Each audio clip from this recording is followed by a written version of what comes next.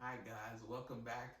We have a new video. Today we're really going to just talk about my surgery and what that was like, and also what my mama thought when I was in that state, and she was really helpful during that time.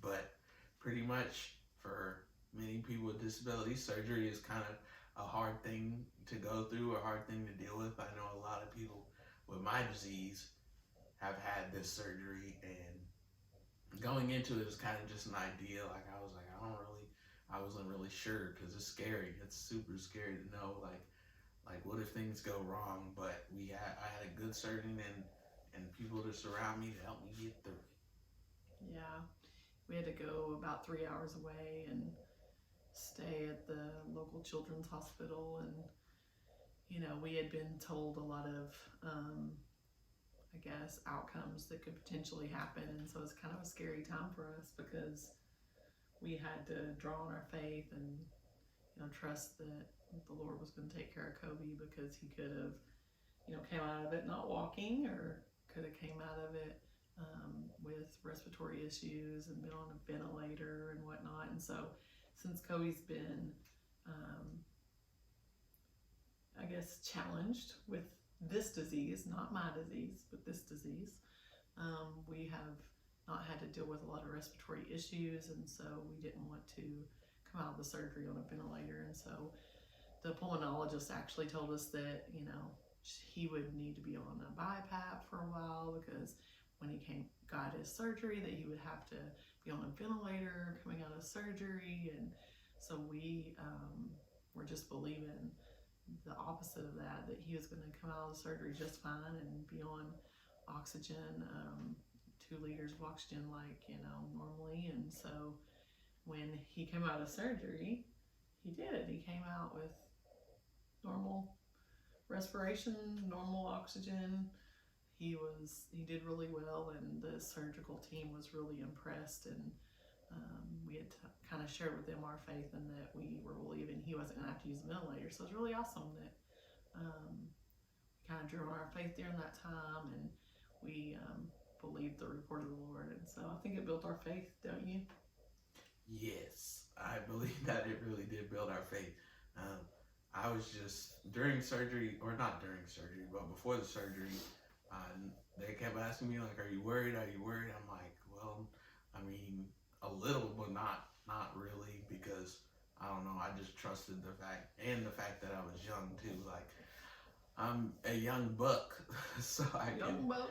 I can recover easier and stuff like that. People and I don't know, the surgeons and stuff kept like, I don't know, I don't know if they had a lot of faith necessarily, but they thought I was going to be worse off than I was. Like I'd not be able to breathe when I came out as well, or stuff like that. But after the surgery, when I was in the ICU, or what was it? It was after the surgery. I was all drugged up and stuff, and I was just roasting people, calling them big heads, just saying things like I normally would, smiling to them. And I think He was crying for his twin sister, crying for his baby sister, there was a lot of crying, but singing to us. Those may be some videos that we share. I don't know. But those videos is pretty funny to see myself in that position. But for Curtis, he gets really emotional. He was crying. He did not like seeing me in that position. I think that's a good side. Pain. A good side too, to like, I know he's going through pain too, but it hurts him too. I think that's just shows how good of a dad he is and stuff.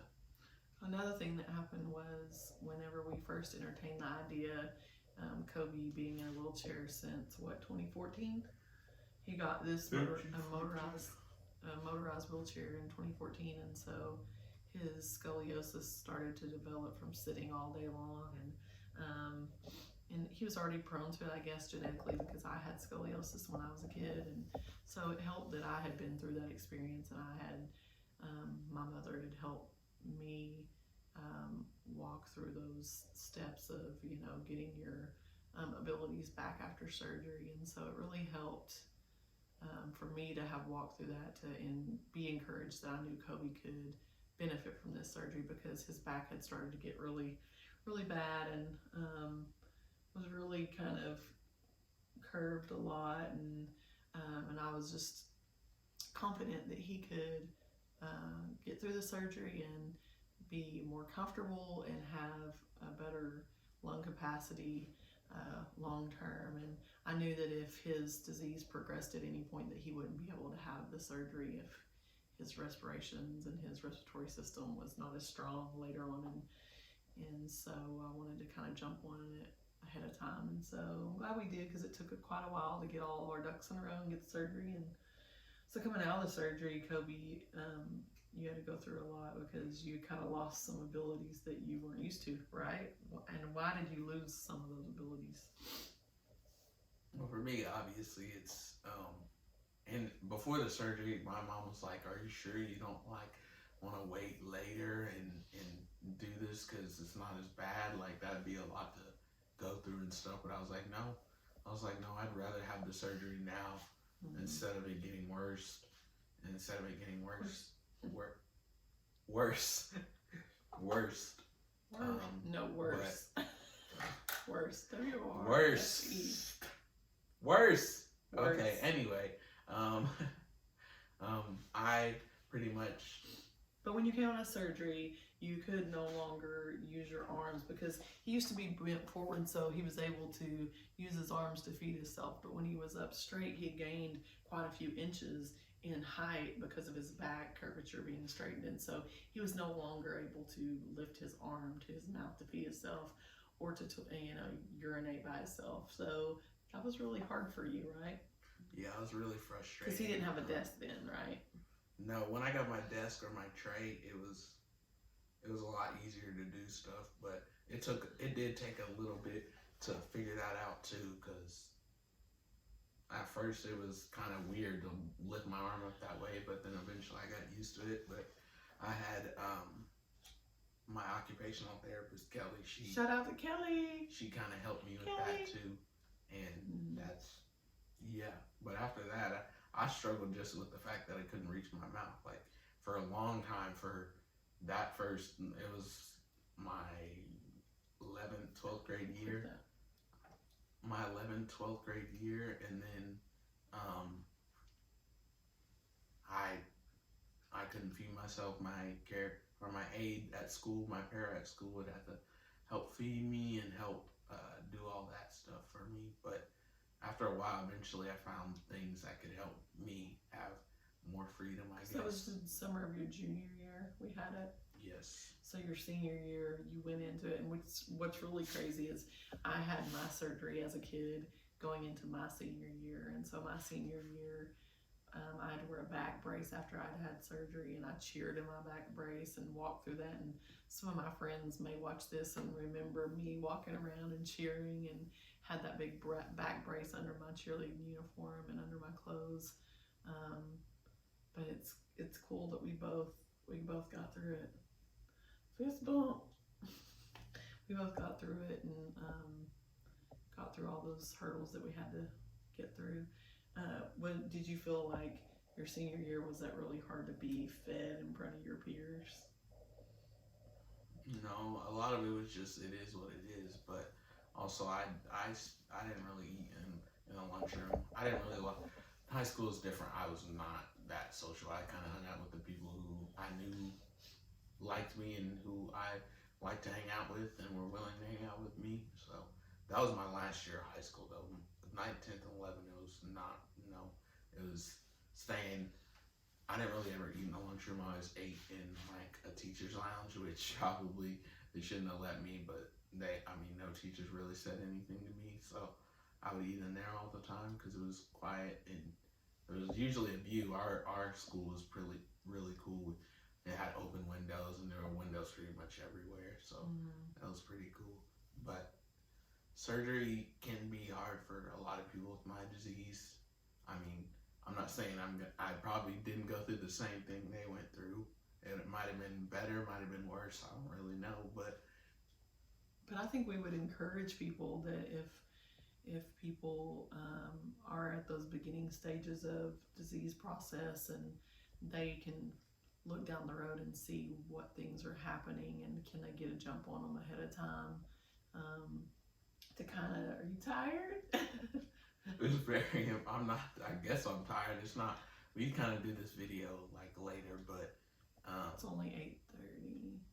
and that's late for me. Yeah. Anyways, so what the point I'm trying to make is that I think we would encourage people to look into that, talk to their doctors about, you know, if you see that your child is maybe in a wheelchair and having some scoliosis starting to form, and then go ahead and have those conversations, because we had our conversations with the orthopedic surgeon, or I mean the orthopedist, gosh, almost a year and a half, 2 years before we actually decided to have surgery.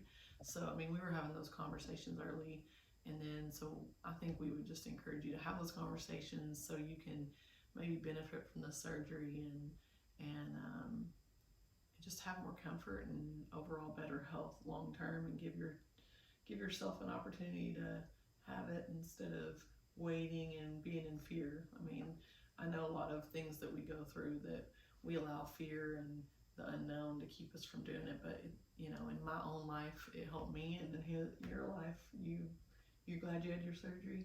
Yes, it was a lot to deal with, a lot of constipation. During surgery, It was really bad. I don't care to say that, but yeah, there was a lot of bad things that just happened. Like I was sick, throwing up, like couldn't eat. I mean, people don't realize how big of a change that is. Yeah, I mean, you had side effects that were normal side effects of people coming out of surgery, though. We did have to stay in the hospital a little bit longer because Kobe couldn't have a bowel movement, and he was getting sick, and they had to finally let us go home because he was just really constipated.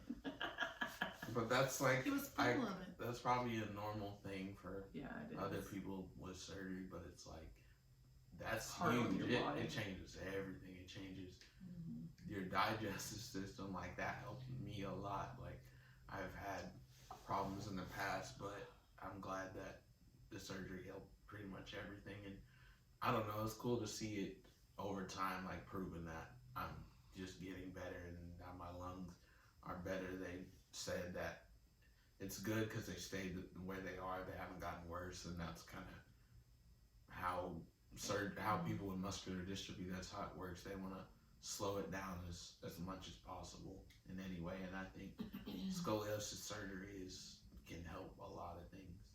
Yeah, and I mean, another thing too, I think, is your self-confidence as far as body image, because now you aren't bent over, and you said that you kind of felt like you were smaller than most people because you were bent over. So now you're standing up straight, and it helped you with body image, wouldn't you say? Not standing up straight, but I mean, sitting up straight. But yes, a little bit, yeah. But that's still a hard thing to deal with. It's just a lot of people who have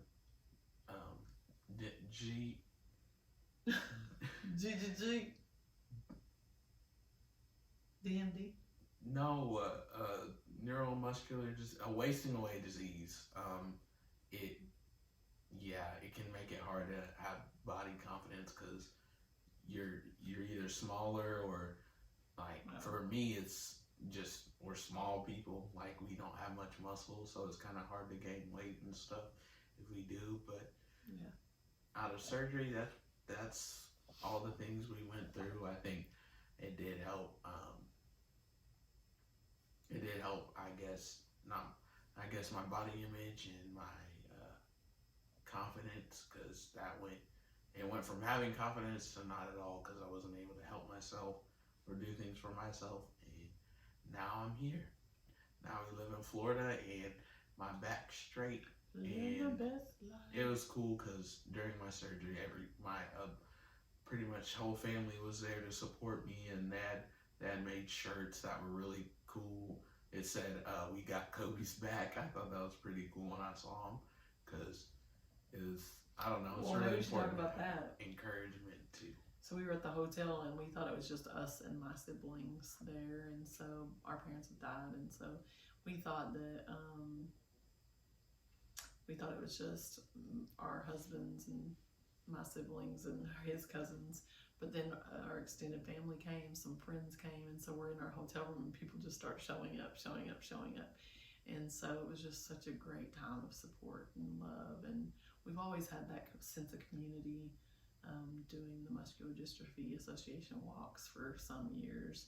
And maybe we'll talk about that one day. But with this surgery, it was really when everyone pulled together and showed us that they had our backs, literally. They were there for us, and they all stayed in, until he got out of surgery. And that surgery was a long surgery. How many hours was it? Like 6, 7. Something like that. Something crazy, like 7 or 8. But it was all good. And so we're just here on the other side to encourage you with our testimony of God's faithfulness, that we were able to trust in Him and put our faith in that He was going to watch over Kobe during surgery, and that he was going to be well, and that all things are possible through Him. And so be encouraged. You got anything else? Closing remarks? Go follow us on our TikTok, The Daily BMD, on our Instagram, Facebook, YouTube, all that stuff. We would like to see more people show up there to really just get some encouragement, and also just for other people going through the same thing to be like, oh, I know exactly what that person's going through. But go check that out. We love you guys. Thank you for watching, and we hope to see you again. See ya.